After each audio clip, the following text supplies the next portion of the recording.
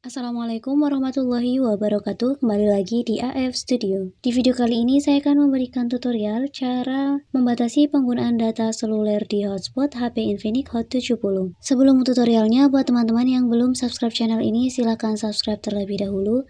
Dan jangan lupa like, comment, and share-nya. Tanpa berlama-lama, langsung saja kita ke tutorialnya. Untuk membatasi penggunaan data seluler pada hotspot, di sini teman-teman bisa atur dengan masuk ke pengaturan, kemudian ketuk pilihan koneksi multi perangkat. Nah, di koneksi multi perangkat, teman-teman ketuk hotspot pribadi. Lalu setelah berada di hotspot pribadi, ketuk pilihan manajemen koneksi dan pilih batas data 1 kali. Lalu aktifkan batas data 1 kali di sini. Lalu kita atur batas datanya.